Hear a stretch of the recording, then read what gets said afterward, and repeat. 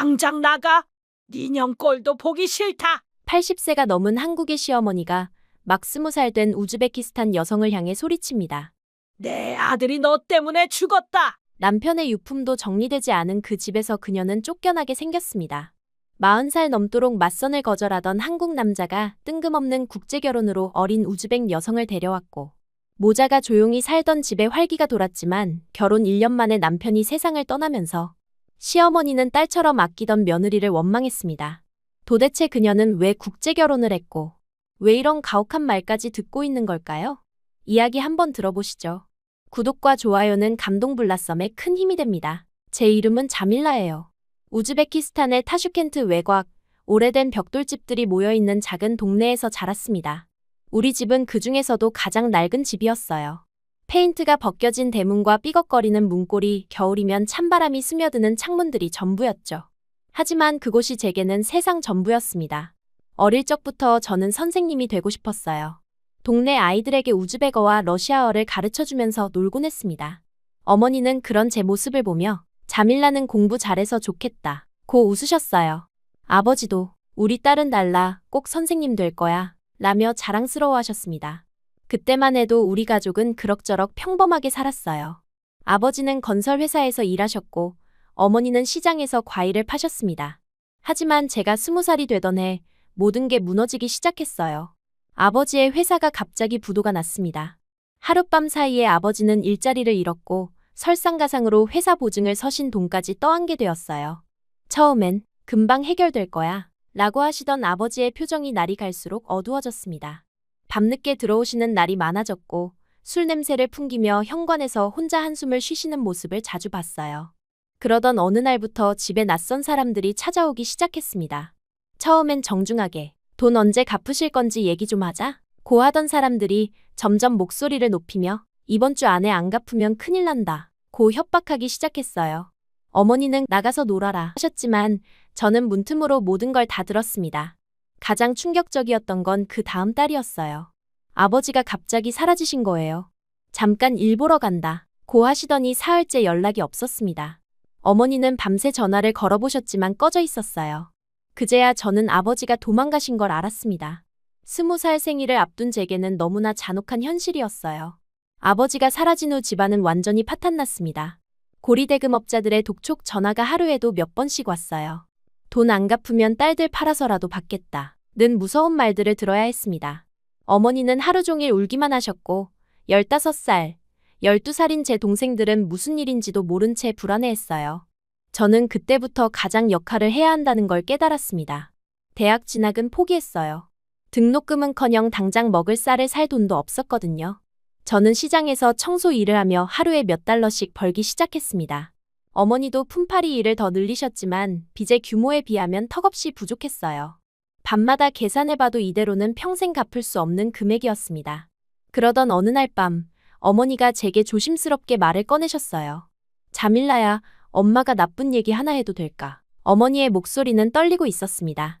동네에서 들었는데 국제결혼 중개소라는 게 있다더라. 외국 남자들이 우리나라 여자와 결혼하고 싶어 한다는데. 어머니는 말을 잇지 못하고 울기 시작하셨어요. 저는 그 순간 모든 게 무너지는 기분이었습니다. 어머니, 저를 팔라는 거예요? 화가 났어요. 정말 화가 났습니다. 제가 뭔가요? 물건이에요? 어머니는 고개를 못 드시며 미안하다, 정말 미안하다 만 반복하셨어요. 저는 그날 밤 잠을 한숨도 못 잤습니다. 며칠 동안 저는 어머니와 말도 않고 지냈어요. 하지만 현실은 변하지 않았습니다. 독촉 전화는 계속 왔고 동생들은 학교에서 너희 집 망했지? 라는 말을 들으며 돌아왔어요. 그런 동생들의 눈물 섞인 얼굴을 보며 저는 결심했습니다. 가족을 위해서라면 뭐든 해야겠다고요. 일주일 후 저는 어머니께 말씀드렸습니다. 그 중개소 가보겠어요. 어머니는 또 우시며 자밀라야 정말 미안하다 고 하셨어요. 저는 어머니를 안으며 괜찮아요. 제가 선택하는 거예요. 라고 말했지만 속으로는 무서웠어요. 내 인생이 어떻게 될지 전혀 알 수 없었거든요. 국제결혼 중개소는 타슈켄트 시내에 있었습니다. 화려한 간판과 깔끔한 사무실이었지만 저에게는 무덤처럼 느껴졌어요. 중개업자는 중년 여성이었는데 저를 위아래로 훑어보며 어머, 예쁘네요 라고 했습니다. 그 시선이 불편했어요. 마치 상품을 품평하는 것 같았거든요. 상담을 받으며 알게 된 건 대부분의 외국 남자들이 젊고 예쁜 여자를 원한다는 것이었어요. 그리고 무엇보다 깨끗한 집안을 중요하게 생각한다고 했습니다. 중개업자가 제 집안 사정을 물어봤을 때 저는 솔직하게 말할 수밖에 없었어요. 아버지가 빚을 지고 도망가셨어요. 그 순간 중개업자의 표정이 확 바뀌었습니다. 아, 그럼 좀 어려울 것 같은데요? 첫 번째 거절이었어요. 그 후로도 몇 명의 남자들이 제 프로필을 봤지만 집안 사정을 알게 되면 모두 고개를 돌렸습니다. 빚 있는 집하고는 못해 라는 말을 직접 들을 때마다 가슴이 무너져 내렸어요. 한 달 동안 7번이나 거절당했습니다. 저는 점점 절망적이 되어갔어요. 역시 안 되는 건가. 어느 날은 중개소에서 돌아오는 길에 버스 안에서 펑펑 울기도 했습니다. 다른 승객들이 저를 이상하게 쳐다봤지만 참을 수가 없었어요. 그러던 어느 날 중개업자에게서 전화가 왔습니다. 자밀라 씨, 한국 남자 한 명이 당신 이야기 다 들었는데 그래도 만나보고 싶다고 해요. 저는 믿을 수가 없었어요. 정말요? 빚 이야기도 다 했는데요? 네, 다 얘기했어요. 근데 괜찮다고 하네요. 며칠 후 그 남자의 프로필을 받았습니다. 이름은 성호, 42살, 농부, 전북 김제거주, 어머니와 함께 생활. 사진 속 그의 모습은 도시 남자들처럼 세련되지 않았어요. 거친 손과 그을린 피부, 하지만 눈빛만은 참 맑았습니다. 화상통화로 처음 그를 만났을 때가 기억나요. 그는 어색하게 인사하며 안녕하세요, 성호입니다. 라고 했어요. 저도 떨리는 목소리로 자밀라입니다. 라고 대답했습니다. 그는 제게 이런 말을 했어요.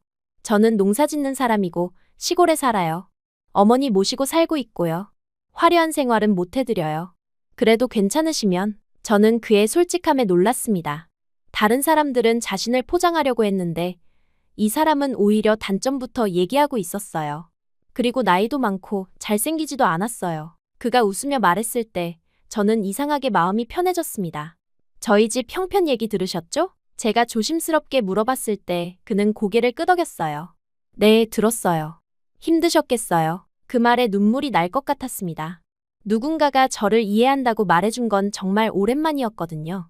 그리고 그가 한 말이 제 인생을 바꿔놓았습니다. 나는 돈보다 마음이 중요한 사람입니다. 가난이 죄는 아니에요. 같이 일하면 됩니다. 당신이 착하다면 나는 그걸로 충분합니다. 그날 밤 저는 오랜만에 울었어요. 기쁜 눈물이었습니다. 누군가 저를 값이 아니라 사람으로 본다는 것, 그것만으로도 구원이었어요. 그동안 자존감이 바닥까지 떨어져 있었는데 그 한마디가 저를 다시 일으켜 세웠습니다. 이틀 후 저는 그에게 전화를 걸었어요. 결혼하겠습니다. 그는 잠시 침묵하더니 고마워요. 잘 해보겠습니다. 라고 했습니다. 그의 목소리도 떨리고 있었어요. 아마 그도 긴장했겠죠. 결혼 준비는 생각보다 복잡했습니다. 서류 작업, 비자 신청, 건강검진까지 해야 할 일이 산더미였어요. 하지만 그는 모든 비용을 다 부담해줬습니다. 심지어 저희 집 빚의 일부도 미리 보내줬어요.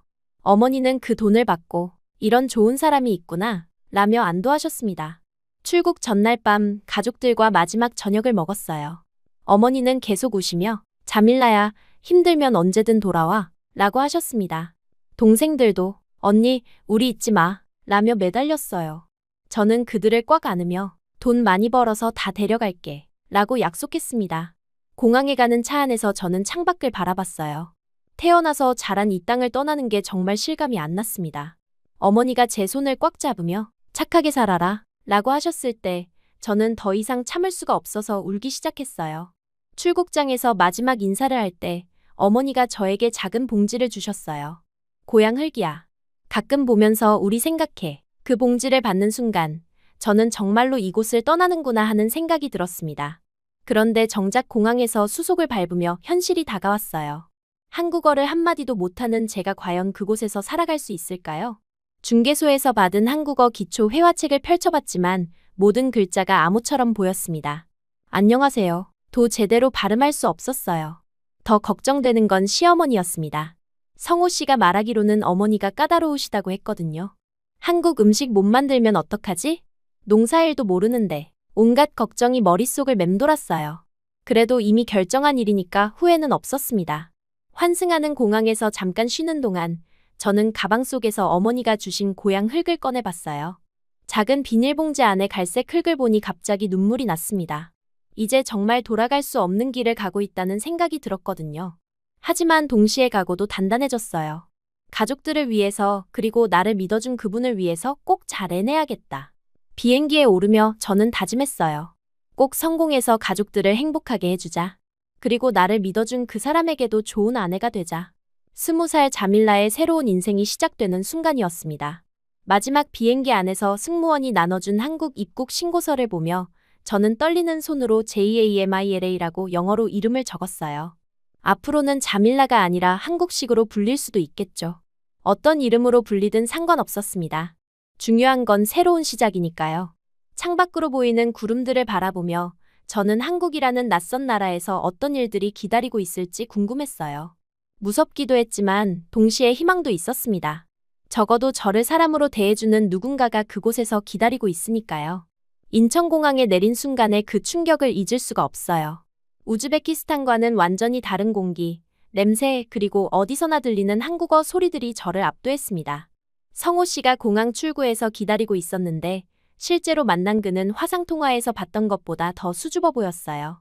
고생 많았습니다. 라고 인사하는 그의 목소리도 떨리고 있었습니다.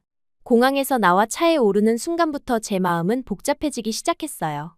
서울의 높은 건물들과 번화한 거리를 보며 한국이 이렇게 발전한 나라구나 생각했습니다. 하지만 차가 고속도로로 접어들고 점점 시골 쪽으로 향할수록 그 화려함은 서서히 사라져갔어요. 창밖 풍경이 바뀔 때마다 제 가슴도 조금씩 무거워졌습니다. 성호 씨는 운전하면서 간간히 말을 걸어왔어요. 피곤하시죠? 조금만 더 가면 돼요. 저는 고개만 끄덕였습니다. 사실 무엇보다 말이 통하지 않는 게 답답했어요. 하고 싶은 말은 많은데 어떻게 표현해야 할지 몰랐거든요. 그렇게 3시간을 달려 도착한 곳이 전북 김제였습니다. 마을 입구에 들어서자 완전히 다른 세상이었어요. 농과 밭이 끝없이 펼쳐져 있고 오래된 집들이 듬성듬성 자리 잡고 있었습니다. 도시의 화려함은 온데간데 없고 그저 조용하고 평온한 시골 풍경만이 있었어요. 내가 앞으로 여기서 살아야 하는구나 하는 현실감이 확 다가왔습니다. 집 앞에 도착했을 때 시어머니가 나와 계셨어요. 80 가까운 연세에 허리는 굽었지만 눈빛만큼은 날카로웠습니다. 왔구나 라고 짧게 인사하신 후 저를 위아래로 훑어보셨어요. 그 시선이 편하지 않았지만 저는 예의를 지키려고 깊게 인사했습니다. 안녕하세요 라고 어설프게 한국말로 말했을 때 시어머니는 한국말 배워야겠다 고 혼잣말처럼 중얼거리셨어요. 집 안으로 들어가니 정말 오래된 한옥이었습니다. 마루가 삐걱거리고 방마다 온돌이 깔려 있었어요. 우즈베키스탄의 우리 집과는 구조도 냄새도 모든 게 달랐습니다. 시어머니가 제게 방을 보여주시며 여기가 내 방이다 라고 하셨는데 그 말투가 참 단호했어요. 환영한다는 느낌보다는 이제부터 여기서 살아야 한다는 선언 같았습니다. 첫 저녁 식사 시간이 가장 어색했어요. 상에 올라온 음식들이 모두 낯설었습니다. 김치, 된장찌개, 나물 반찬들 어떻게 먹어야 할지도 모르겠고 젓가락질도 서툴렀어요.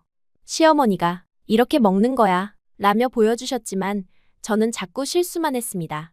성호 씨는 묵묵히 밥만 먹고 있었고 식탁은 정말 조용했어요. 그날 밤 처음으로 혼자 방에 누워있을 때 정말 막막했습니다. 내가 여기서 잘 살 수 있을까? 온갖 걱정이 머릿속을 맴돌았어요. 언어도 통하지 않고 음식도 입에 맞지 않고 시어머니는 차갑고 하지만 울고 싶지는 않았습니다. 이미 선택한 길이니까 끝까지 가봐야겠다고 다짐했어요. 다음 날부터 본격적인 시골 생활이 시작됐습니다. 새벽 5시에 시어머니가 방문을 두드리며 일어나라 고 하셨어요. 성호 씨는 이미 밭에 나가고 없었습니다. 시어머니는 농사일은 처음이지? 금방 배우면 돼 라고 하시며 저를 부엌으로 데려가셨어요. 그 말이 처음엔 무서웠지만 자세히 들어보니 묘한 따뜻함이 느껴졌습니다. 부엌에서 아침 준비를 하는 법을 배웠어요. 쌀 씻는 법부터 시작해서 된장찌개 끓이는 법까지 시어머니는 하나하나 천천히 알려주셨습니다. 양파는 이렇게 썰어야 맛이 나 라고 하시며 직접 보여주셨어요. 언어는 통하지 않았지만 손짓과 몸짓으로 충분히 이해할 수 있었습니다. 처음 며칠은 정말 힘들었어요. 한국 음식 만드는 게 이렇게 어려운 줄 몰랐습니다. 김치찌개를 끓였는데 너무 짜고 밥은 설익고 반찬은 간이 안 맞고 시어머니는 아직 서툴지만 괜찮다 고 하시면서도 표정은 좋지 않으셨어요. 하지만 포기하지 않았습니다. 매일 조금씩 나아지고 있다는 걸 스스로 느낄 수 있었거든요. 성호 씨는 정말 말수가 적은 사람이었어요. 아침에 나가서 저녁에 돌아오는데 집에서는 거의 말을 하지 않았습니다. 밥을 먹을 때도 묵묵히 먹기만 하고 텔레비전을 보거나 신문을 읽곤 했어요. 처음엔 저를 싫어하는 건가 싶어서 걱정했습니다. 하지만 며칠 지나고 보니 원래 그런 성격인 것 같았어요.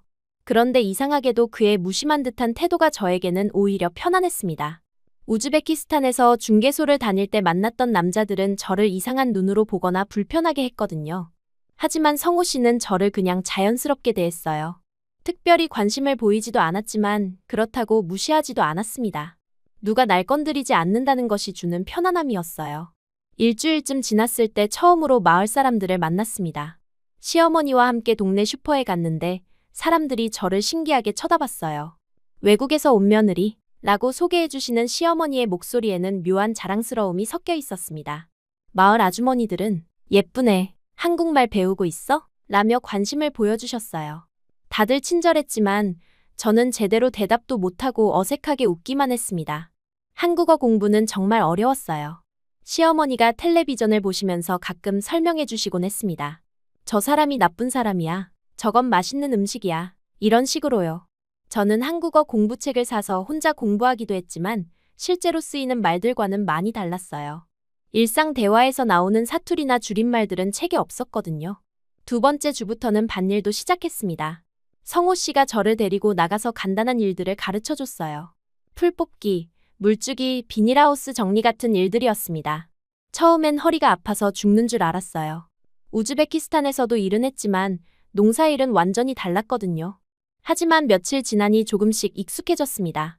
밭에서 일할 때 성호 씨의 다른 모습을 볼 수 있었어요.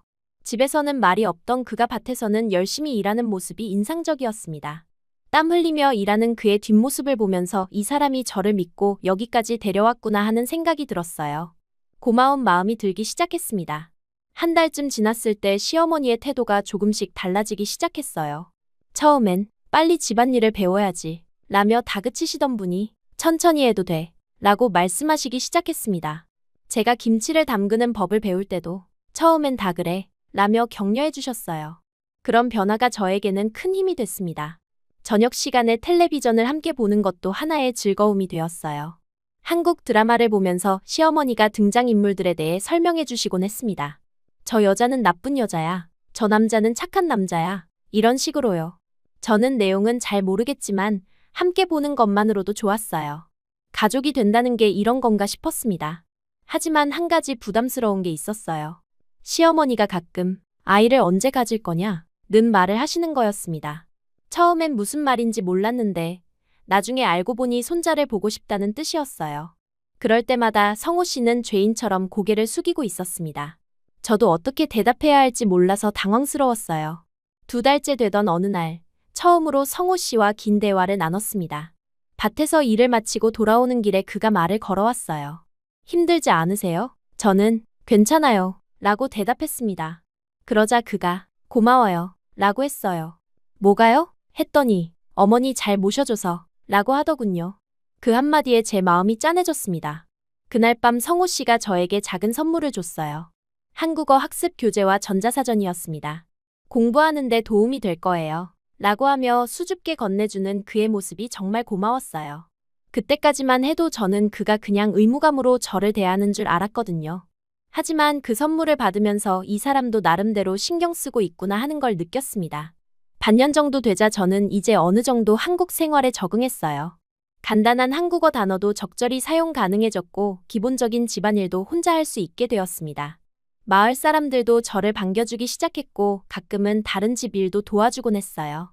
시어머니도 우리 며느리 참 잘한다 고 마을 사람들에게 자랑하신다는 걸 들었습니다. 그런데 그 평온한 일상이 깨진 건 어느 날 오후였어요. 저는 집에서 빨래를 널고 있었는데 갑자기 마을의 사이렌 소리가 울리기 시작했습니다. 구급차 소리였어요. 처음엔 누가 다쳤나? 하고 대수롭지 않게 생각했는데 이웃집 아주머니가 급하게 달려오시더니 소리쳤습니다. 자밀라, 내 남편이 밭에서 쓰러졌어. 그 순간 제 머릿속이 하얘졌어요. 모든 게 멈춘 듯한 충격이었습니다.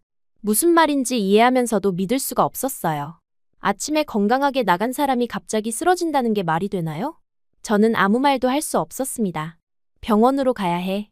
빨리. 아주머니가 저를 재촉했고 저는 허겁지겁 따라 나섰어요. 차를 타고 병원으로 가는 길이 왜 그렇게 길게 느껴지던지요. 온갖 생각이 머릿속을 스쳐갔습니다. 괜찮을 거야, 큰일 아닐 거야 하면서도 가슴은 두근두근 뛰었어요. 그렇게 저는 병원으로 달려가게 되었습니다. 그때까지만 해도 이것이 우리 삶을 완전히 바꿔놓을 사건의 시작인 줄은 꿈에도 몰랐어요. 병원 응급실 앞에서 기다리는 시간이 정말 길게 느껴졌어요.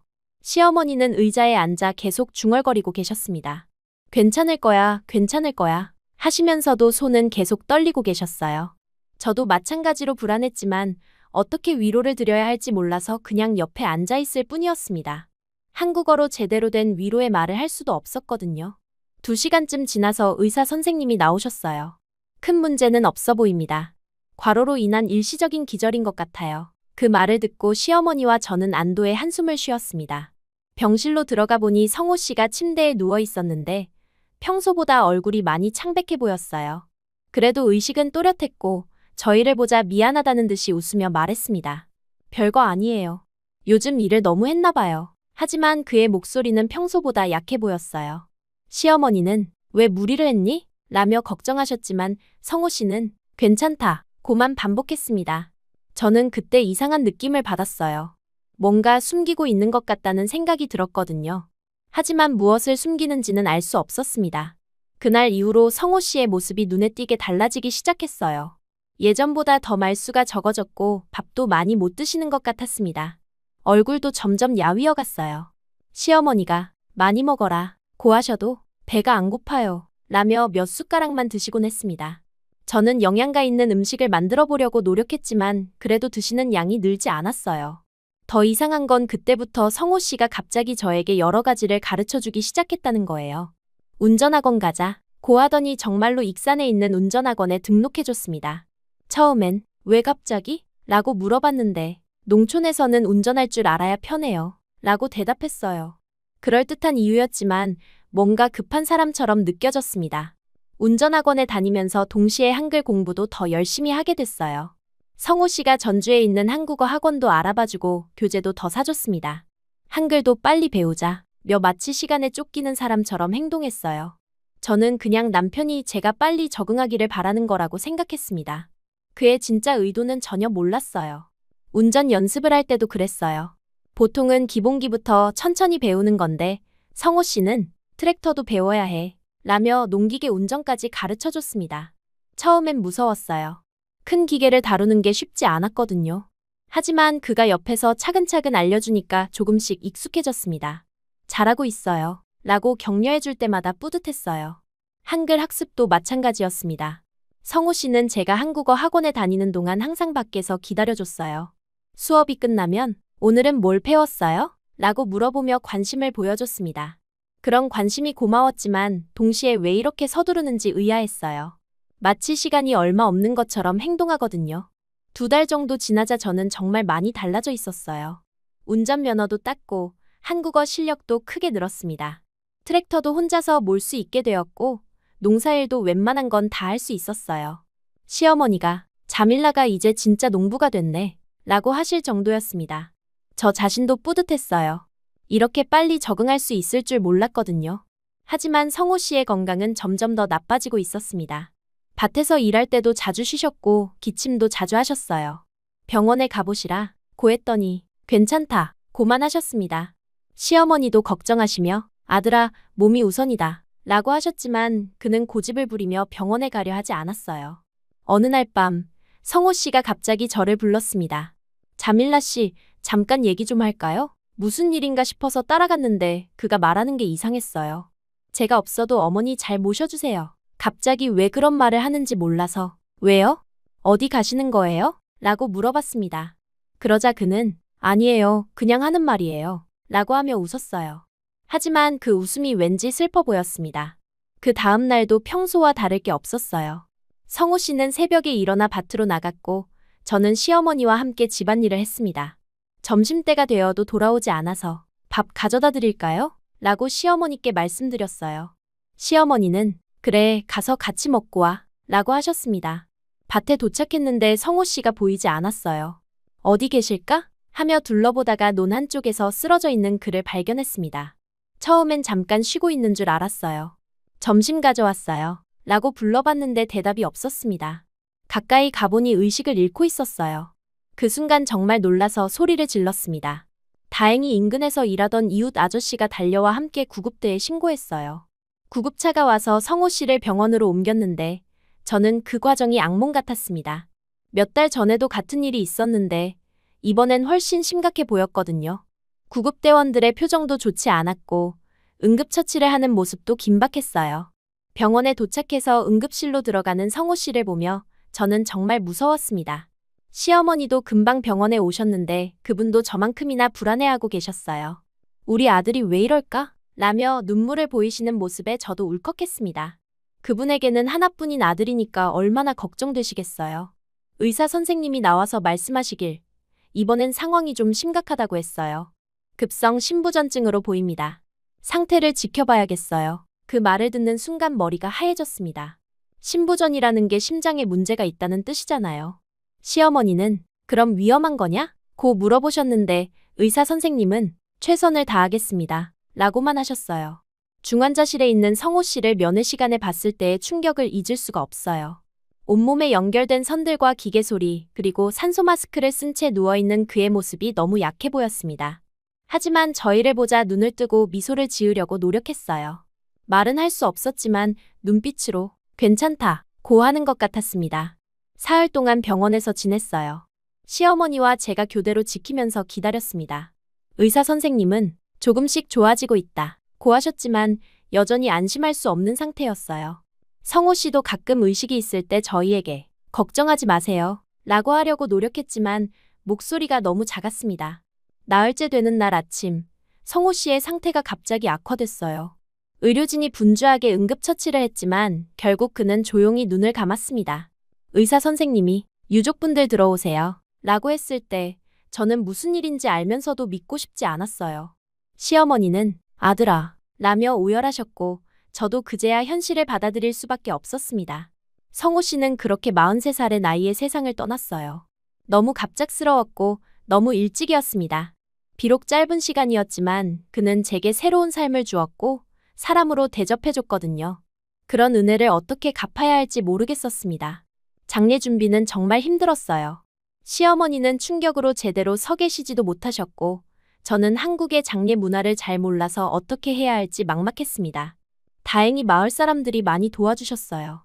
외국에서 온 며느리가 혼자서는 어렵겠다 며 모든 걸 준비해 주셨습니다. 장례식 날 시어머니가 저에게 한 말이 지금도 가슴에 박혀 있어요. 내가 내 아들을 죽였다. 상주 대기실에서 갑자기 그런 말을 하시는 거였어요. 내가 와서 우리 아들이 무리했다. 내가 오지 않았으면 이런 일 없었을 거다. 시어머니의 그 말이 저를 완전히 무너뜨렸습니다. 물론 슬픔과 충격 때문에 하신 말씀이라는 걸 알았어요. 하지만 그래도 너무 아팠습니다. 정말로 제 때문에 성호 씨가 무리했던 걸까요? 제가 운전을 배우고 한글을 공부하느라 그에게 부담을 줬던 걸까요? 온갖 자책과 죄책감이 저를 짓눌렀어요. 장례식이 끝나고 집으로 돌아온 후 며칠 동안은 정말 암울했습니다. 시어머니는 방에서 나오지 않으셨고 저는 혼자서 집안일을 해야 했어요. 그런데 성호 씨가 없는 집은 너무 조용하고 쓸쓸했습니다. 식탁에 2명 분만 차리는 것도 빈 방을 보는 것도 모든 게 슬펐어요. 일주일쯤 지나서 성호 씨의 방을 정리하기 시작했습니다. 시어머니는 건드리지 마라 고 하셨지만 그대로 둘 수도 없는 일이었어요. 옷가지나 개인용품들을 정리하는데 서랍 속에서 한 장의 종이를 발견했습니다. 한글로 빼곡히 쓰여 있었는데 제가 읽기에는 너무 어려웠어요. 그 종이를 들고 한국어 학원에 갔습니다. 선생님께 이거 좀 읽어주실 수 있어요? 라고 부탁드렸어요. 선생님이 그 종이를 보시더니 표정이 심각해지시더군요. 이건 편지 같은데요? 누가 쓴 거예요? 제 남편이요. 라고 대답했더니 선생님이 천천히 읽기 시작하셨습니다. 자밀라에게. 이 편지를 읽을 때쯤이면 나는 이미 없을 거예요. 첫 문장부터 충격이었어요. 선생님도 놀라시며 계속 읽어드릴까요? 라고 하셨습니다. 저는 고개를 끄덕였어요. 무슨 내용인지 꼭 알아야겠다고 생각했거든요. 사실 나는 시한부 환자였습니다. 1년 전에 심장병 진단을 받았어요. 길어야 6개월이라고 했는데 어머니 혼자 두고 갈 수가 없어서 당신과 결혼했습니다. 그 말을 듣는 순간 정말 충격이었어요. 시한부였다니 그러니까 저를 이용한 거였단 말인가요? 선생님이 계속 읽어주셨어요. 처음엔 정말 이기적인 계산이었어요. 어머니를 돌봐줄 사람이 필요했고 당신이 그 역할을 해줄 수 있을 거라고 생각했습니다. 미안해요. 당신을 속인 거나 다름없으니까요. 이 부분에서 저는 정말 화가 났어요. 역시 저를 이용한 거였구나 싶었거든요. 하지만 편지는 거기서 끝나지 않았습니다. 그런데 당신과 함께 살면서 마음이 바뀌었어요. 당신이 어머니를 정성껏 모시는 모습, 농사일을 열심히 배우는 모습을 보면서 진짜 고마웠습니다. 그리고 사랑하게 되었어요. 처음엔 계산으로 시작했지만 나중엔 진심이었어요. 그 말을 듣고 눈물이 났어요. 정말 복잡한 감정이었습니다. 화가 나면서도 슬펐고 배신감과 동시에 이해도 됐어요. 그가 어머니를 사랑하는 마음 그리고 혼자 두고 갈 수 없는 마음을 이해할 수 있었거든요. 저라도 그런 상황이었다면 어떻게 했을까요? 편지의 마지막 부분이 가장 가슴 아팠어요. 운전과 한글을 서둘러 가르친 이유도 이제 알 거예요. 내가 없어도 당신이 어머니를 돌볼 수 있게 하려고 했던 거예요. 어머니를 조금만 모셔주세요. 그리고 나중에는 다 당신 거예요. 덕분에 더 살고 싶었어요. 세상 참 야속하네요. 그리고 정말 미안하고 사랑해요. 선생님이 편지를 다 읽고 나서 조용히 말씀하셨어요. 참 복잡한 상황이네요. 화가 날 수도 있지만 그분 나름대로는 최선이었던 것 같아요. 저도 그렇게 생각했어요. 비록 처음엔 이용하려고 했지만 나중엔 진심으로 저를 대해줬다는 걸 알 수 있었거든요. 한국어 학원에서 집으로 돌아오는 길에 계속 생각했습니다. 정말 날 이용했을까? 그와 함께한 날들을 떠올려 보니 말없이 밥을 챙겨주던 모습, 제가 실수할 때마다 괜찮다 고 말해주던 눈빛 그리고 한국어 교재를 사줄 때의 수줍은 미소까지. 그 모든 게 거짓일 수는 없었어요. 집에 도착해서 그 편지를 다시 천천히 보니 성호 씨의 악필로 쓰인 한글들이 새롭게 보였습니다. 얼마나 힘들게 썼을까요? 아픈 몸으로 저에게 남기고 싶은 말들을 하나하나 적어내려간 그의 마음이 느껴졌어요. 편지 마지막 부분에 사랑해요 라고 쓰인 글씨는 특히 떨려 보였습니다. 하지만 이 편지를 시어머니께 보여드려야 할지 고민이 됐어요. 시한부였다는 사실을 알게 되시면 얼마나 충격받으실까요?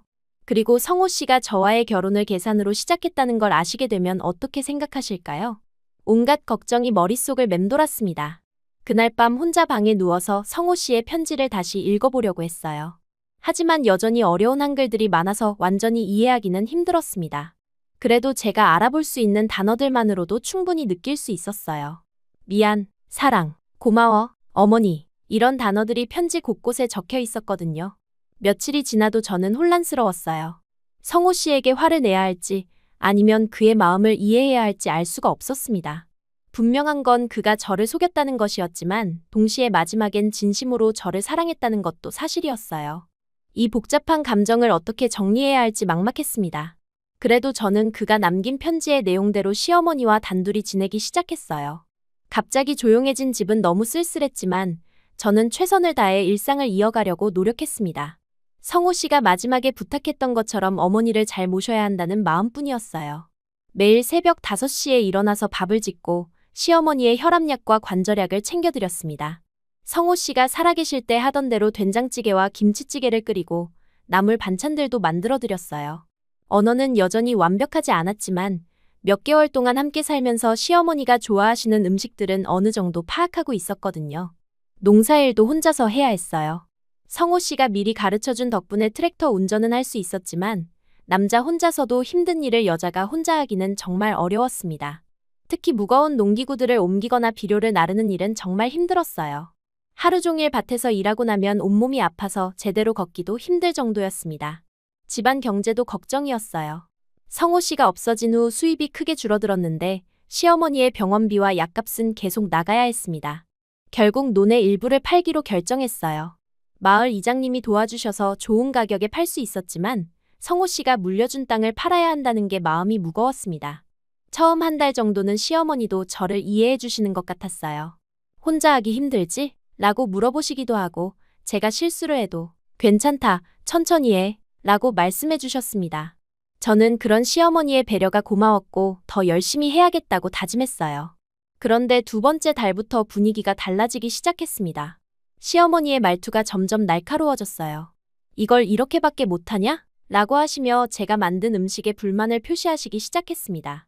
김치찌개가 짜다고 하시면 다음엔 싱겁게 했는데 그러면 또 맛이 없다 고 하셨어요. 어떻게 해도 만족하시지 않는 것 같았습니다. 집안 청소를 할 때도 마찬가지였어요. 먼지가 남았다. 이런 것도 못 보냐. 며 계속 지적하셨습니다. 저는 더 꼼꼼히 하려고 노력했지만 시어머니의 눈에는 항상 부족해 보이는 것 같았어요.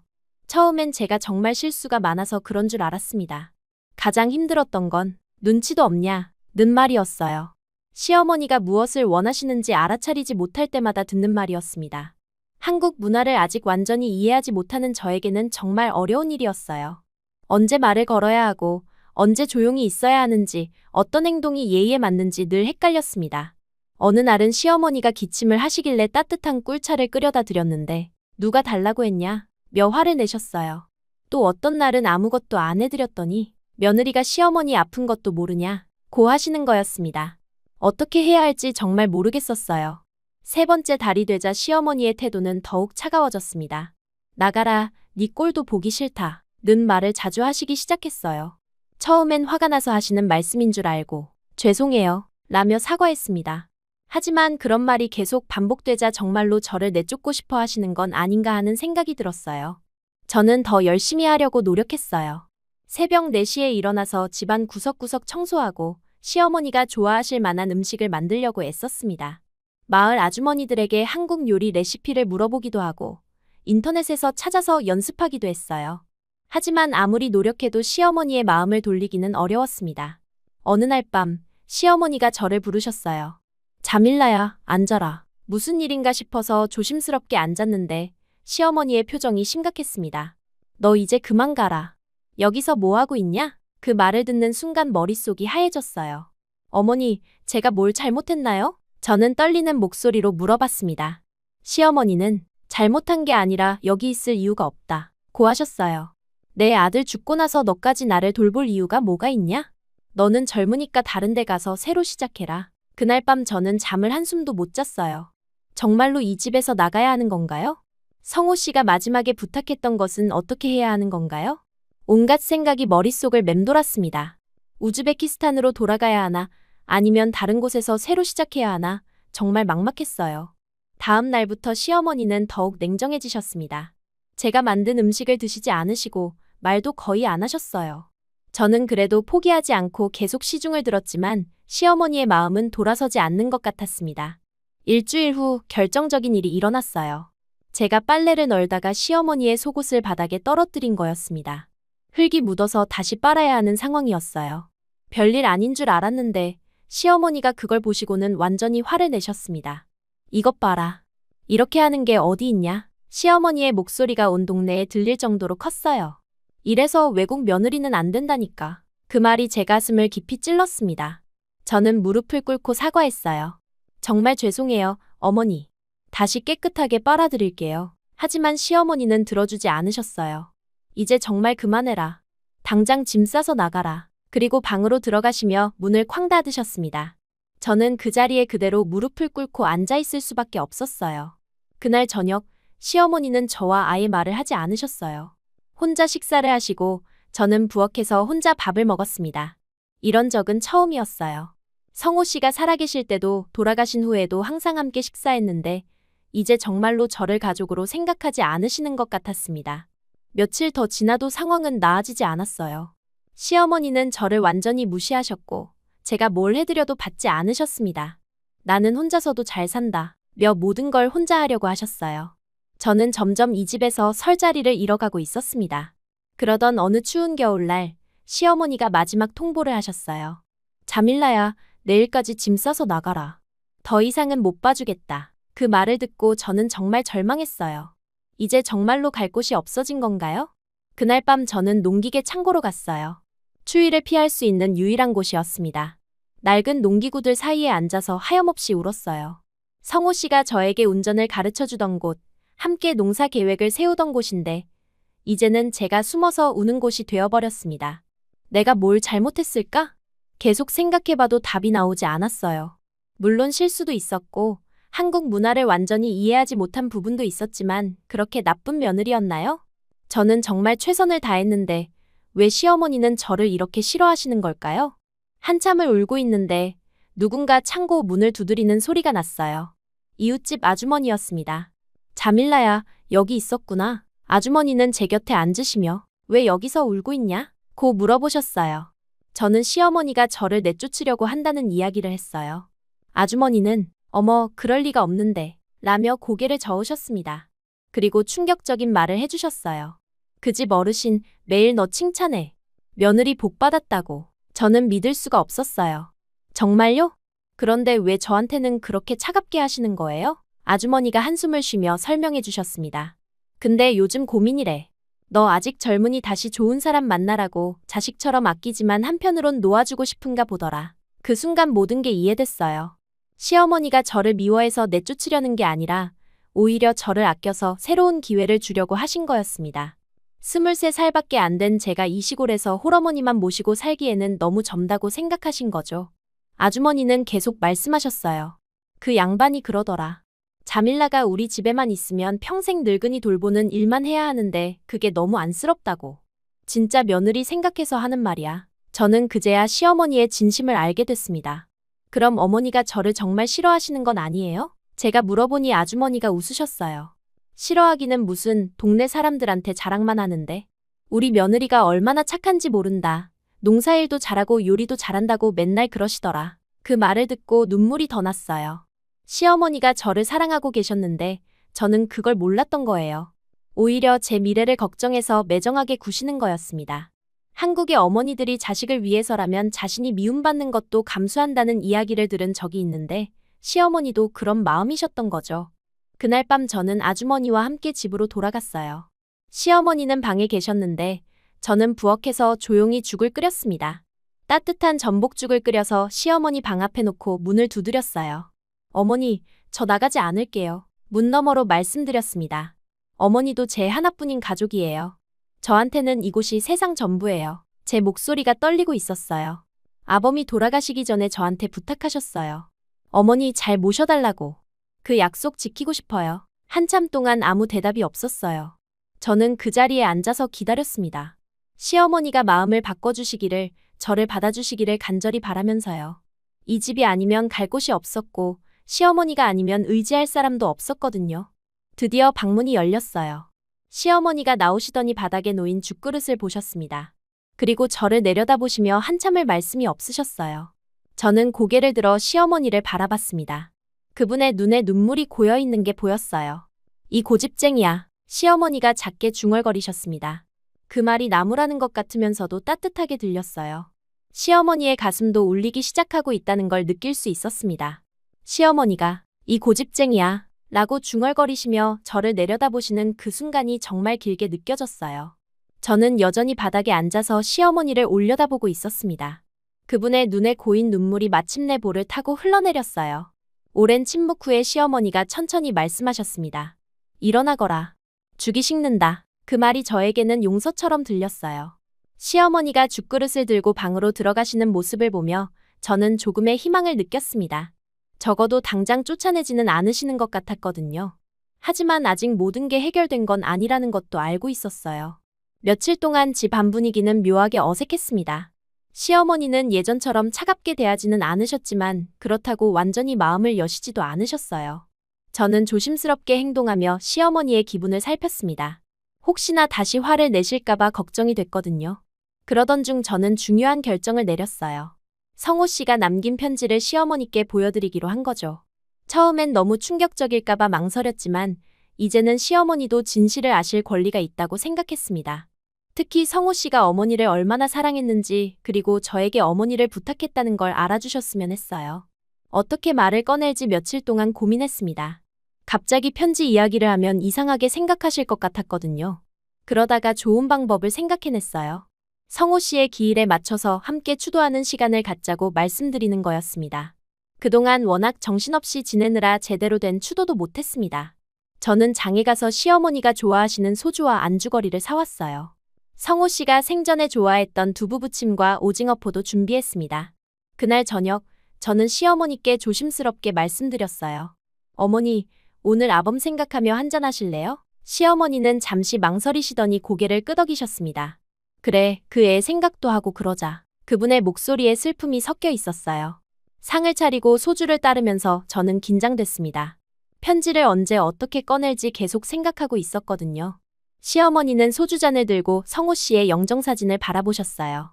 성호야, 어미가 내가 좋아하던 소주 가져왔어. 첫 잔을 마신 후 시어머니가 말씀하시기 시작했어요. 그 애가 어릴 때는 참 말썽쟁이였어. 하루도 조용한 날이 없었지. 성호 씨의 어린 시절 이야기들을 해주시는데 그 속에는 아들에 대한 깊은 사랑이 담겨 있었습니다. 저는 그런 이야기들을 들으며 성호 씨의 새로운 면을 알게 됐어요. 초등학교 때는 개구리 잡으러 논에 가서 옷을 다 흙투성이로 만들고 와서 혼났지. 시어머니가 웃으시며 말씀하셨어요. 그런데 그 개구리를 집에서 키우겠다고 우기는 거야. 하도 울어서 결국 허락했는데 이틀 만에 죽어버렸어. 그때 그 애가 얼마나 울었는지 몰라. 두 번째 잔을 나누면서 분위기가 조금 더 편안해졌습니다. 시어머니도 술이 조금 오르셨는지 평소보다 말씀을 많이 하셨어요. 중학교 때는 농사 짓기 싫다고 매일 투정 부렸어. 도시로 나가서 일하겠다고 했지. 그런데 아버지 돌아가시고 나서는 말 한마디 없이 농사를 이어봤더라. 자밀라야, 너도 그 애 이야기해봐. 같이 살면서 어땠냐? 그 말에 저는 성호 씨와의 추억들을 떠올렸습니다. 아버님은 정말 좋은 분이셨어요. 저는 천천히 말을 시작했습니다. 말수는 적으셨지만 항상 저를 배려해 주셨어요. 한국어 공부할 때도 운전 배울 때도 옆에서 도와주셨고요. 처음에 제가 김치찌개를 너무 짜게 끓였을 때도 한마디 불평 없이 다 드셨어요. 저는 그때를 떠올리며 웃었습니다. 나중에 알고 보니 물을 3컵이나 마시고 계셨더라고요. 그런데도 맛있다고 말씀해 주셨어요. 시어머니가 그래, 그 애가 원래 그런 성격이야 라고 하시며 고개를 끄덕이셨어요. 남을 힘들게 하는 걸 제일 싫어했어. 어릴 때부터 그랬지. 그런 이야기들을 나누다 보니 자연스럽게 편지 이야기를 꺼낼 수 있었어요. 그런데 어머니, 사실 아범이 편지를 하나 남기셨어요. 제가 조심스럽게 말하자 시어머니가 고개를 들어 저를 바라봤습니다. 편지? 무슨 편지? 아범 방을 정리하다가 발견했는데 저한테 쓰신 편지예요. 어머니도 함께 보셨으면 해서요. 시어머니는 잠시 망설이시더니 가져와봐 라고 하셨어요. 저는 방에서 편지를 가져왔습니다. 그동안 여러 번 보면서 한국어 실력도 늘었고 이제는 웬만한 내용은 이해할 수 있었거든요. 하지만 어려운 부분들은 미리 한국어 선생님께 다시 한번 확인받아뒀어요. 저는 편지를 펼치며 시어머니를 바라봤습니다. 시어머니는 무표정하게 앉아 계셨지만 긴장하고 계신다는 걸 알 수 있었어요. 손을 꼭 쥐고 계셨거든요. 자밀라에게. 이 편지를 읽을 때쯤이면 나는 이미 없을 것입니다. 첫 문장부터 시어머니의 표정이 굳어졌어요. 저는 천천히 계속 읽어나갔습니다. 사실 나는 시한부 환자였습니다. 1년 전에 심장병 진단을 받았고 길어야 6개월이라는 말을 들었어요. 시어머니가 뭐라고? 라며 놀라셨어요.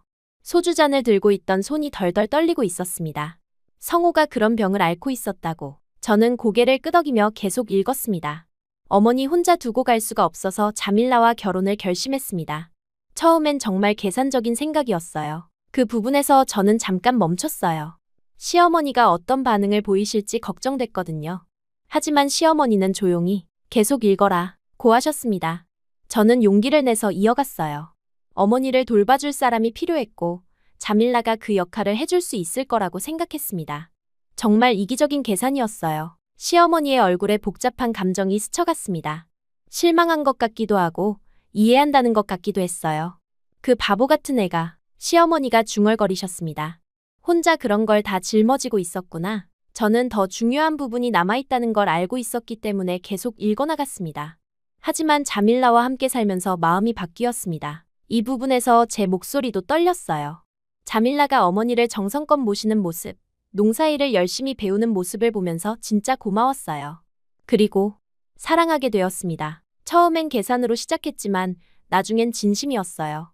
자밀라가 웃을 때, 한국어를 열심히 배우려고 할 때, 어머니를 걱정하는 모습을 볼 때마다 이 사람을 진짜 사랑하게 됐다는 걸 깨달았습니다. 이기적으로 이용해서 미안합니다. 하지만 사랑하게 됐어요. 이 구절을 읽을 때 시어머니의 눈에서 눈물이 흘러내렸어요. 그분은 손으로 얼굴을 가리며 조용히 우셨습니다. 내가 아는 그 애가 맞구나. 속삭이듯 말씀하시는 시어머니의 목소리에는 안도감이 섞여 있었어요. 저는 편지의 마지막 부분을 읽어드렸습니다. 운전과 한글을 서둘러 가르친 이유도 이제 아실 거예요. 제가 없어도 자밀라가 어머니를 돌볼 수 있게 하려고 했던 거예요. 트랙터 운전도, 농사일도, 한국어도 모두 어머니를 위해서였습니다. 어머니를 조금만 모셔주세요. 그리고 나중에는 다 자밀라 것입니다. 집도, 땅도, 모든 것이요. 자밀라가 이 땅에서 뿌리 내리고 살았으면 좋겠습니다. 정말 미안하고 사랑해요. 그리고 어머니, 자밀라를 딸처럼 아껴주세요. 편지를 다 읽고 나서 한동안 조용했어요. 시어머니는 계속 우시고 있었고 저도 눈물을 참기 어려웠습니다. 성호 씨의 마지막 마음을 전해드리는 게 이렇게 힘들 줄 몰랐어요. 하지만 시어머니가 아셔야 할 내용이었다고 생각했습니다. 그래서 그렇게 서둘러 이것저것 가르쳐줬구나. 시어머니가 중얼거리셨어요. 나는 왜 그렇게 급하게 하나 했는데. 시간이 얼마 없다는 걸 알고 있었구나. 그분의 목소리에는 후회와 안타까움이 가득했습니다. 한동안 우시는 어머니 옆에서 같이 눈물을 흘렸습니다. 저는 조심스럽게 말씀드렸어요. 아버님이 어머니를 얼마나 사랑하셨는지 알 수 있었어요. 마지막까지 어머니 걱정만 하셨거든요. 시어머니가 고개를 끄덕이시며 그 바보 같은 애가 혼자 그런 걸 다 짊어지고 있었구나 라고 하셨습니다. 내가 알았다면 시어머니가 한숨을 쉬며 말씀하셨어요. 병원에라도 같이 갔을 텐데 혼자 그런 무서운 얘기를 듣고 얼마나 힘들었을까. 그분의 마음이 얼마나 아프실지 저도 알 수 있었어요. 아들이 혼자 그런 고통을 감당했다는 걸 알게 되셨으니까요. 그때 시어머니가 갑자기 제게 말씀하셨어요. 자밀라야, 너 정말 고생 많았구나. 내가 요즘 너한테 너무했지? 저는 괜찮아요 라고 대답했지만 시어머니는 고개를 저으셨습니다. 괜찮을 리가 있나? 너를 내쫓으려고 했는데 사실 너를 보내려고 했던 건 맞아. 시어머니가 솔직하게 말씀하셨어요. 넌 아직 젊은데 여기서 늙은이나 돌보고 살 게 뭐가 있냐 싶어서 다른 곳에 가서 새로 시작하는 게 낫겠다고 생각했어. 그분의 진심을 듣고 나니 그동안의 차가운 대우가 이해됐어요. 시어머니가 다시 말씀하셨어요. 그래도 넌 가야 해. 아직 어린데 다시 시작할 수 있어. 저는 깜짝 놀랐어요. 편지를 보시고도 여전히 저를 보내려고 하시는 건가요? 어머니, 왜요? 아버님이 그렇게 부탁하셨는데요. 시어머니가 한숨을 쉬며 설명해 주셨어요. 성호 마음은 고맙지만 너까지 희생시킬 수는 없어. 23살이면 꽃다운 나이인데 여기서 늙은이 돌보다가 인생 다 보낼 거냐? 시어머니는 정말로 제 미래를 걱정해 주시는 거였어요. 하지만 저는 고개를 저었습니다. 저 갈 데 없어요. 정말 솔직한 마음이었어요. 우즈베키스탄에 돌아가도 제자리는 없고 한국에서 혼자 살기도 어려워요. 여기 있을래요. 어머니와 함께요. 저는 시어머니의 손을 잡으며 간절하게 말씀드렸습니다. 어머니, 제가 모실 거예요. 제가 그렇게 말하자 시어머니의 눈에 또 눈물이 고였어요. 이 어린 게 왜 이렇게 고집이 세냐. 하지만 그 말투에는 따뜻함이 있었습니다. 저를 진짜 딸처럼 생각해 주시는 마음이 느껴졌어요. 그날 밤 우리는 소주잔을 계속 주고받으며 이야기를 나눴습니다. 시어머니는 성호 씨의 어린 시절부터 청년 시절까지의 이야기를 들려주셨어요. 어떻게 농사를 배웠는지, 언제부터 결혼을 포기했는지, 저와 만나기 전까지 얼마나 외로웠는지에 대한 이야기들이었습니다. 그 애가 30 넘어서는 결혼 이야기만 나와도 도망갔어. 시어머니가 웃으시며 말씀하셨어요. 중매 자리 잡아주면 변명만 대면서 안 나갔지. 어머니, 전 혼자 살 거예요 라고 했는데 속으로는 얼마나 외로웠을까. 저도 우즈베키스탄에서의 제 이야기를 들려드렸어요. 가난했던 어린 시절, 아버지의 실종 그리고 한국에 오기까지의 과정을 솔직하게 말씀드렸습니다. 시어머니는 제 이야기를 들으시며 고생이 많았구나 라고 여러 번 말씀하셨어요. 우리 둘 다 참 많이 아팠구나. 시어머니가 말씀하시며 제 손을 잡아주셨어요. 나는 아들을 잃었고 너는 남편을 잃었고 그 순간 저는 시어머니와 제가 같은 슬픔을 겪고 있다는 걸 깨달았습니다. 우리는 서로의 상처를 이해할 수 있는 사이였어요. 밤이 깊어갈수록 우리의 대화는 더 깊어졌습니다. 시어머니는 성호 씨를 혼자 키우며 얼마나 힘들었는지, 아들에게 좋은 아내를 만나주지 못해서 얼마나 미안했는지 말씀해 주셨어요. 저는 한국에 와서 겪었던 어려움들, 언어의 장벽, 문화의 차이에 대해 이야기했습니다.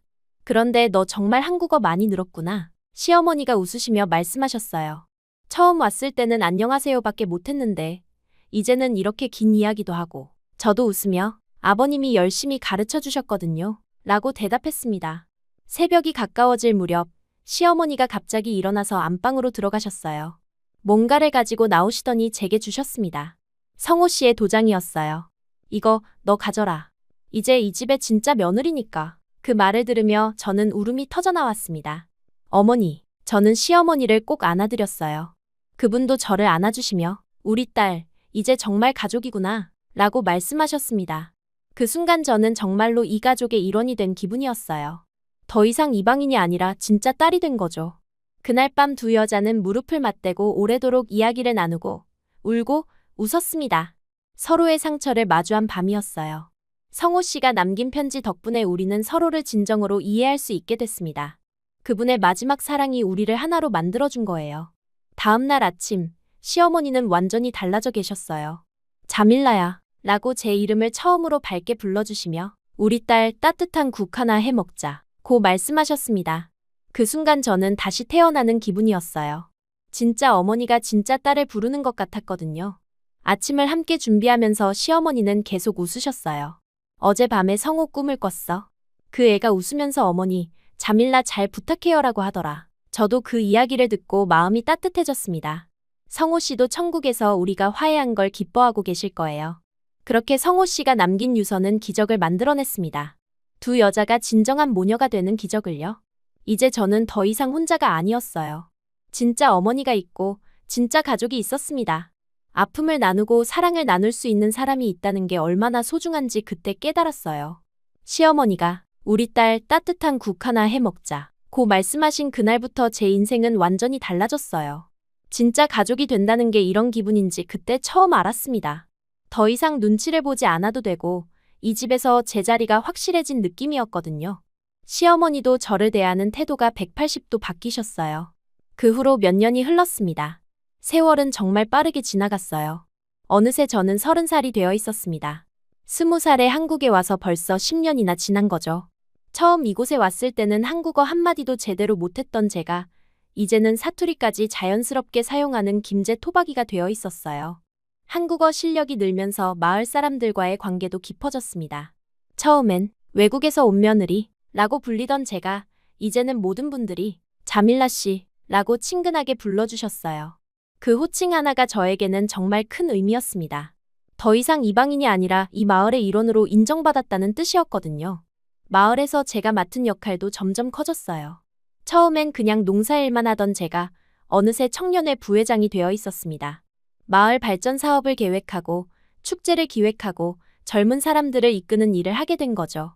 마을 이장님이 자밀라가 없으면 우리 마을 일이 안 돌아간다 고 하실 정도였어요.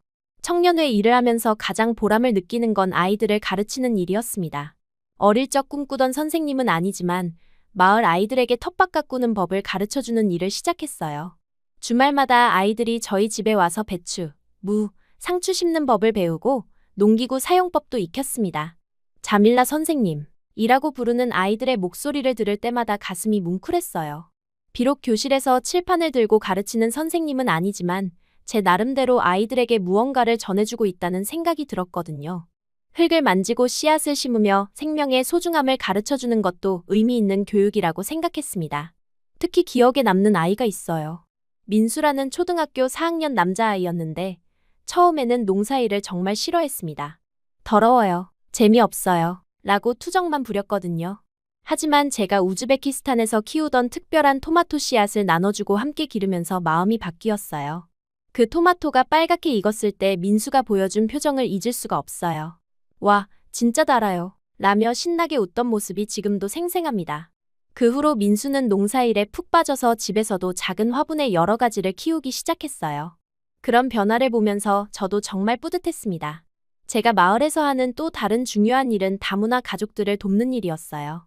저 이후로도 이 지역의 베트남, 필리핀, 캄보디아에서 온 새로운 며느리들이 몇 명 더 왔거든요. 그분들이 처음에 겪는 어려움을 누구보다 잘 알기 때문에 한국어를 가르쳐주거나 한국 문화에 적응하는 법을 알려주곤 했습니다. 특히 베트남에서 온 리엔이라는 친구와는 정말 가까워졌어요. 저보다 5살 어린 친구였는데 처음 한국에 왔을 때 저와 똑같이 언어 때문에 고생하고 있었습니다. 제가 그 친구에게 한국어를 가르쳐주고 김치 담그는 법도 알려주면서 자연스럽게 친해졌어요.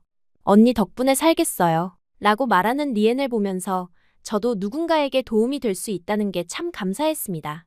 예전에는 항상 도움을 받기만 했는데 이제는 제가 누군가를 도울 수 있는 사람이 된 거죠. 그런 변화가 저 자신에게도 큰 의미였어요. 이런 활동들이 인정받아서 군청에서 표창도 받았어요. 지역 발전에 기여한 다문화 가족이라는 상이었는데 상을 받으러 갔을 때 시어머니가 얼마나 자랑스러워 하셨는지 몰라요. 우리 딸이 상까지 받았다. 며 마을 사람들에게 자랑하시는 모습이 정말 귀여웠습니다. 가족 관계도 많이 발전했어요. 매년 우즈베키스탄에 있는 제 가족들이 한국을 방문했습니다. 처음에는 시어머니가 어색해하실까봐 걱정했는데 오히려 제 어머니와 금세 친해지셨어요. 말은 통하지 않았지만 손짓 발짓으로 의사소통하시면서 함께 음식도 만들고 농사일도 하셨습니다. 제 동생들도 한국에 올 때마다 농사일을 도와줬어요. 특히 막내 동생 나르기자는 한국이 너무 좋다며 언니, 나도 여기서 살고 싶어 라고 할 정도였습니다. 그럴 때마다 저는 공부 열심히 해서 한국 대학에 오라 고 격려해줬어요. 우즈베키스탄 가족들이 방문할 때마다 집안이 시끌벅적해졌는데 시어머니는 그런 분위기를 정말 좋아하셨어요. 집이 이렇게 사람 많으니까 좋구나 라고 하시며 행복해 하셨습니다. 혼자 계시다가 갑자기 여러 사람과 함께 지내게 되니 외로움도 덜하시고 활력도 생기시는 것 같았어요. 하지만 시어머니의 건강은 점점 나빠지고 있었습니다. 여든이 넘으신 나이에 무릎도 아프시고 혈압도 자꾸 오르셨어요. 병원에 모시고 다니는 일이 많아졌고 밤에 갑자기 아프시는 일도 생겼습니다. 그럴 때마다 저는 정말 걱정됐지만 시어머니는 항상 괜찮다, 괜찮다 고하시며 저를 안심시키려고 하셨어요. 농사일도 이제는 완전히 제 전문 분야가 되었습니다. 성호 씨가 가르쳐준 기본기에서 시작해서 이제는 새로운 농법도 연구하고 다른 농민들에게 조언해줄 정도가 되었어요. 특히 유기농 농법에 관심이 많아서 관련 교육도 받고 인증도 받았습니다. 유기농으로 기른 채소들은 품질이 정말 좋았어요. 시내 직거래 장터에서 팔면 항상 금세 동이 났습니다. 자밀란의 채소는 믿고 산다 는 단골 고객들도 생겼어요. 경제적으로도 안정되면서 시어머니 병원비 걱정도 덜 수 있었습니다. 어느 날 저녁 시어머니와 함께 마당에 앉아 별을 보고 있을 때였어요. 시어머니가 갑자기 조용한 목소리로 말씀하시더군요. 자밀라야, 내가 하나 물어봐도 되겠니? 뭔가 진지한 분위기여서 저도 긴장했습니다. 혹시 내가 없어진 뒤에도 넌 여기 살 거니? 시어머니의 그 질문을 듣는 순간 가슴이 먹먹해졌어요. 시어머니도 본인의 건강이 예전 같지 않다는 걸 알고 계시는 거였습니다. 저는 시어머니의 손을 잡고 고개를 끄덕이며 미소를 지었어요. 이 집, 이 밭, 이 마을이 이제 제 뿌리예요. 제가 그렇게 대답하자 시어머니의 눈이 촉촉해지셨습니다. 전 여기 딸이에요. 어머니가 계시든 안 계시든 이곳이 제 고향이고 제 집이에요. 정말 진심이었어요. 이제 다른 곳에서 살 생각은 전혀 없었거든요. 그래도 너 혼자 남으면 외롭지 않을까? 시어머니가 걱정스럽게 물어보셨어요. 저는 고개를 저었습니다. 외롭지 않아요. 마을 사람들이 다 제 가족 같은걸요. 그리고 리엔이나 다른 다문화 가족 친구들도 있고 제가 가르치는 아이들도 있어요. 실제로 그랬어요. 이 마을에서 저는 정말 많은 사람들과 관계를 맺고 있었습니다.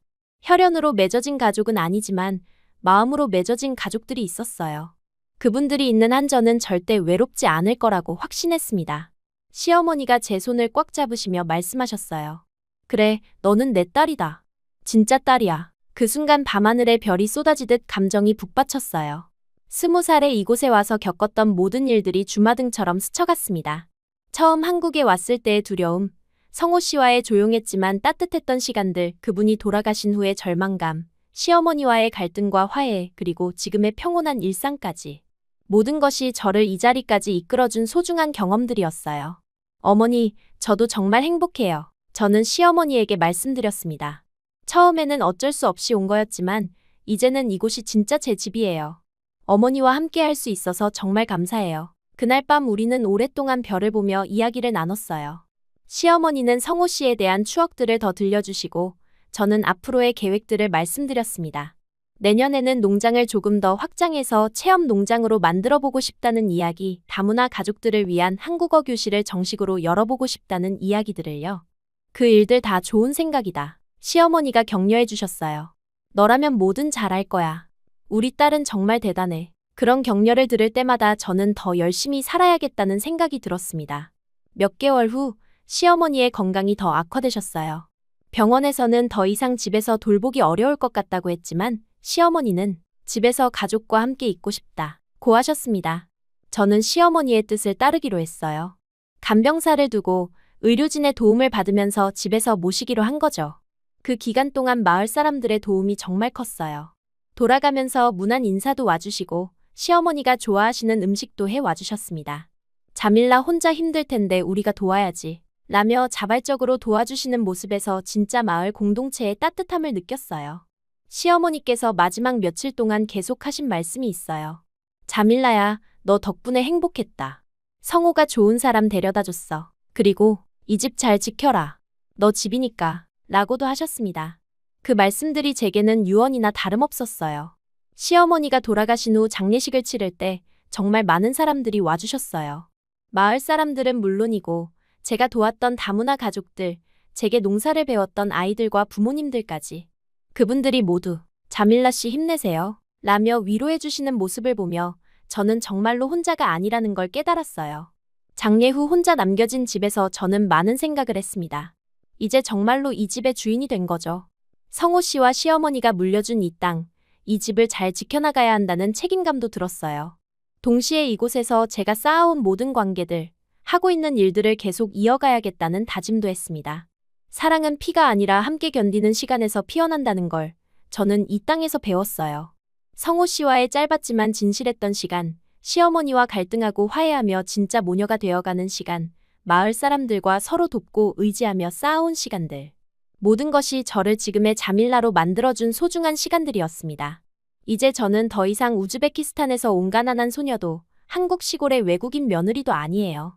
저는 김제 마을의 자밀라, 이곳에서 뿌리내리고 살아가는 이 마을의 딸입니다. 그리고 앞으로도 이곳에서 제 삶을 계속 만들어갈 거예요. 앞으로 제가 하고 싶은 일들이 정말 많아요. 체험 농장을 만들어서 도시 아이들에게 농촌의 소중함을 알려주고 싶고 다문화 가족들을 위한 더 체계적인 지원 프로그램도 만들어보고 싶습니다.